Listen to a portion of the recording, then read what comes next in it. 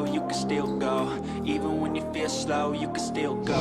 Even when there's no hope, you can still go. Media Vietnam akhirnya mengakui kecurangan besar The Golden Star.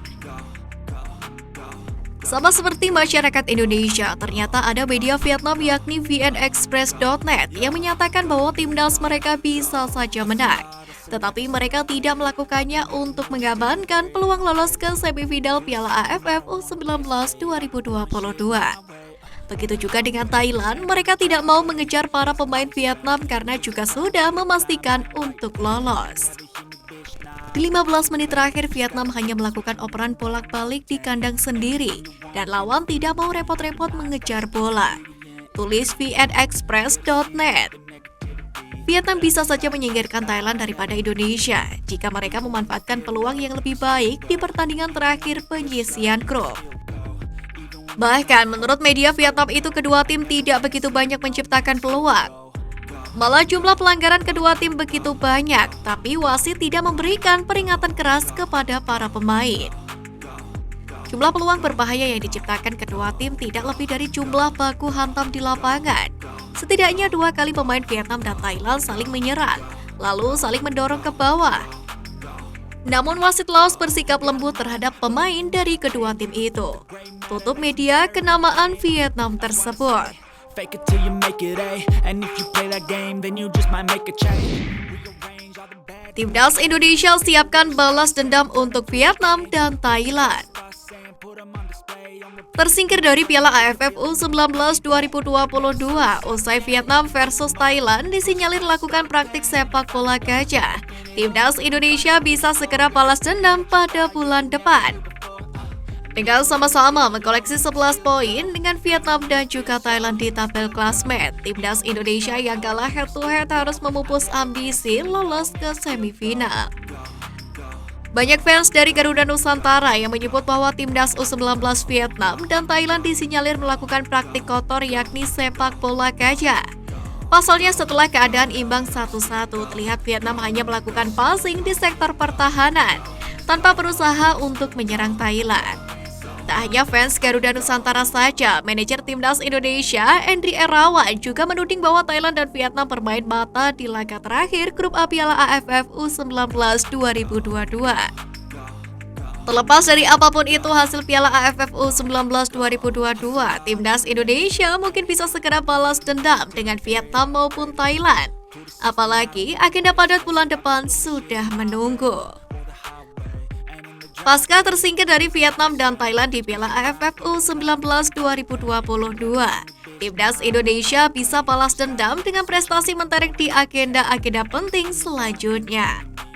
Melansir dari Twitter @indostransfer, Timnas Indonesia akan segera mengikuti ajang Piala AFF U16 yang akan digelar pada 31 Juli hingga 13 Agustus 2022. Selain itu, Indonesia juga masih akan tampil di kualifikasi Piala Asia U20 pada September mendatang. Nah, Indonesia menjadi tuan rumah untuk laga grup F, di mana tim Merah Putih tergabung bersama dengan Vietnam, Hong Kong, dan juga Timor Leste. Indonesia bisa membalas setidaknya kepada Vietnam pada ajang ini. Hanya penghuni juara grup yang bisa otomatis lolos ke Piala Asia U20 2023. Dan nantinya penghuni runner-up hanya diambil 5 tim dari 10. Andai bisa membuat Vietnam gagal mengambil tiket ke Piala Asia U20 2023, Indonesia sekaligus memupuskan harapan tim muda Golden Star Warriors untuk tampil di Piala Dunia U20 2023. Sesuai aturan yang sudah ditetapkan, 4 kontesan teratas di Piala Asia U20 berhak mengantongi tiket ke Piala Dunia U20. Indonesia sudah punya jatah ke Piala Dunia U20 karena berstatus sebagai tuan rumah. Sintayong pun menegaskan jika dirinya dan Timnas Indonesia akan berusaha semaksimal mungkin agar bisa lolos ke kualifikasi Piala Asia di bulan September, sekaligus membalaskan dendam ke Timnas Vietnam.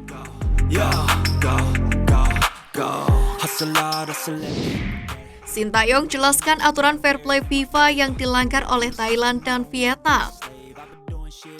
Sintayong berang dengan aturan usang yang masih diberlakukan oleh AFF. Dalam sesi jumpa pewarta, dia mengungkapkan kekesalannya. Timnas Vietnam U19 dan Timnas Thailand U19 dinilai melanggar pedoman fair play FIFA, di mana pelatih Timnas Indonesia U19 Sintayong merujuk pada pasal ini. FIFA mengeluarkan fair play code yang memuat 10 poin. Sintayong merujuk pada poin kedua saat menuding Vietnam dan Thailand tidak menjunjung tinggi fair play. 2. Bermain untuk memetik kemenangan, tapi menerima kekalahan dengan kehormatan. Bunyi poin kedua pasal FIFA Fair Play. Menang adalah tujuan dari memainkan setiap pertandingan, tidak pernah berniat untuk kalah. Kalau Anda tak bermain untuk menang, Anda mencurangi lawan Anda menipu penonton, juga membodohi diri Anda. Tak pernah menyerah menghadapi lawan yang lebih kuat, tapi jangan mengalah melawan tim yang lebih lemah. Itu penghinaan bagi lawan. Bermain tidak dengan kekuatan penuh. Bermain untuk menang sampai peluit akhir. Tapi ingat, tidak ada tim yang selalu menang. Anda terkadang menang, Anda terkadang kalah. Belajar dari kekalahan dengan anggun. Jangan menjadi alasan dari kekalahan.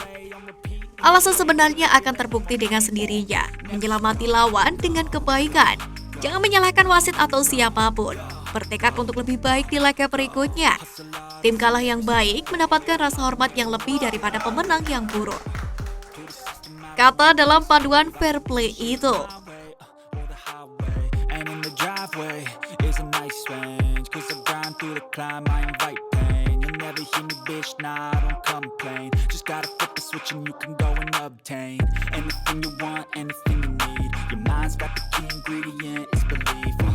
They're deceived with the negativity, but I just slide right by that energy.